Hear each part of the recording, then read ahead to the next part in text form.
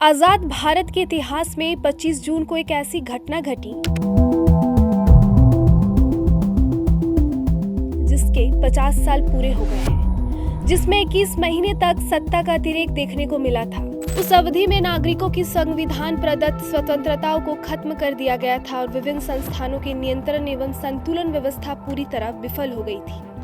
आपातकाल पर राष्ट्रपति, कैबिनेट और संसद ने मुहर लगाई थी। ये आपातकाल बाहरी आक्रमण और आंतरिक अशांति के खतरे के नाम पर लगाया गया था। इंदिरा गांधी द्वारा देश पर आपातकाल थोपने के कई कारण बताए जाते हैं, जैसे कि जेपी का आंदोलन, कांग्रेस के अंदर के द्वंद्व, इलाहाबाद हाईकोर्ट के फैसले के बाद इंदिरा गांधी को मिली चुनौती और आर्थिक कारण।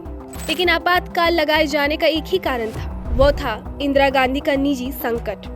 अगर इंदिरा गांधी को सुप्रीम कोर्ट से राहत मिल जाती तो आपातकाल नहीं लगाया जाता। कुछ इतिहासकार गलत कहते हैं कि आपातकाल के लिए जितनी जिम्मेदार इंदिरा गांधी थी, उतने ही जिम्मेदार जेपी थे। आपातकाल के लिए सिर्फ और सिर्फ इंदिरा गांधी जिम्मेदार थी। सिद्धार्थ शंकर रे तब पश्चिम बंगाल के मुख्यमंत्री थे, लेकिन जब तब उन्हें विचार विमर्श के लिए दिल्ली बुलाया जाता था। रे 20 जून 1975 से ही दिल्ली में थे। उन्होंने ही इंदिरा गांधी को समझाया था कि बिना कैबिनेट की सिफारिश के भी आपातकाल का फैसला लिया जा सकता है।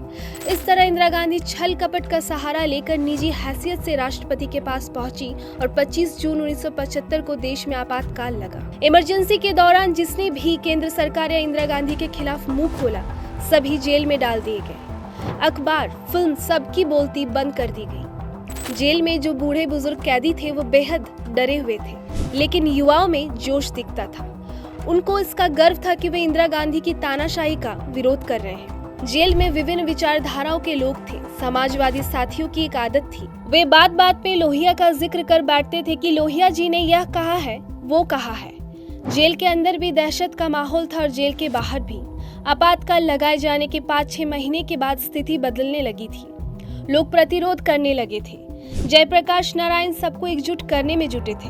उनमें सब कुछ दांव पर लगाकर लड़ने का मद्दा था। उनकी पहल पर बिहार, यूपी और दिल्ली में आंदोलन तेज होता चला गया। एक तरह इंदिरा सरकार के खिलाफ पूरा जनमानस खड़ा हो गया था। यह देन था जेपी के आंदोलन का। देश के तमाम विपक्षी नेता जेपी के साथ आ गए थे। संविधान के अनुच्छेद 352 की आड़ लेकर इंदिरा गांधी ने जनसंख्या नियंत्रण का एक ऐसा कठोर कार्यक्रम आरंभ किया जिसने हजारों परिवार के नागरिक अधिकारों का उल्लंघन किया। पुरुषों की जबरदस्ती नसबंदी कराई गई।